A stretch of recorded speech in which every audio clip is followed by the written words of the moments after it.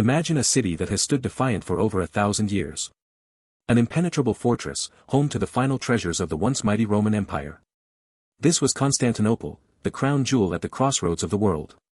For centuries, its towering walls were the only barrier between the light of civilization and the darkness of conquest. But in the spring of 1453, the thunderous roar of massive cannon signaled the end of an era. A young sultan with the ambition to redraw the map of humanity had arrived at its gates. Can faith prevail against gunpowder? Can an ancient empire survive the rise of a new superpower? Today, we travel back in time to witness one of history's most tragic yet pivotal moments, the day Constantinople fell, and the modern world was born. For over a millennium, Constantinople stood as a monument of immortality, a second Rome brilliantly positioned at the crossroads of two continents and two seas.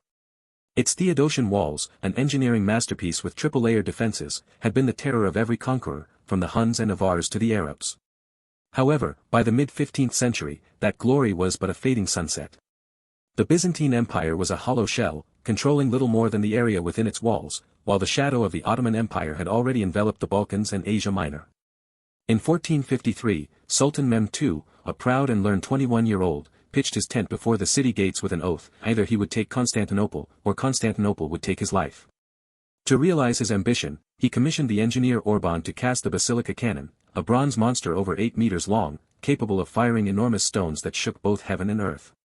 The roar of Ottoman artillery echoed continuously for 53 days and nights, turning the sturdiest stone walls into rubble, yet every night, the citizens worked together to patch the breaches with utter desperation and their final remnants of faith.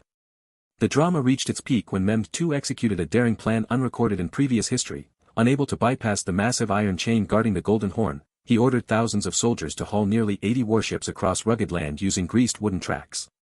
As dawn broke, the Byzantines were horrified to see an entire enemy fleet gliding on the water directly behind their lines. The last hope vanished. On May 29, during the final general assault, Emperor Constantine XI stripped off his royal insignia, drew his sword, and charged into the tidal wave of enemies at the St. Romanus Gate. He fell as an anonymous soldier, carrying the soul of the Roman Empire into eternity. The fall of Constantinople was not merely an end, but a painful rebirth for humanity. The vital trade route to the east was severed, forcing European powers to cast themselves into the vast oceans, leading Christopher Columbus to find the Americas and Vasco da Gama to reach India.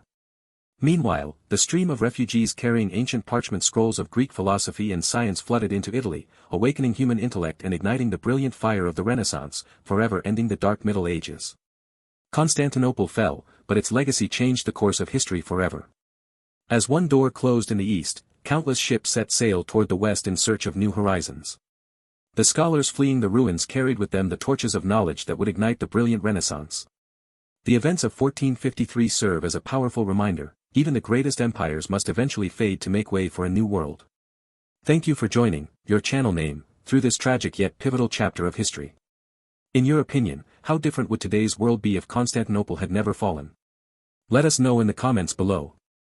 Don't forget to hit like and subscribe to join us as we uncover more mysteries and epic tales.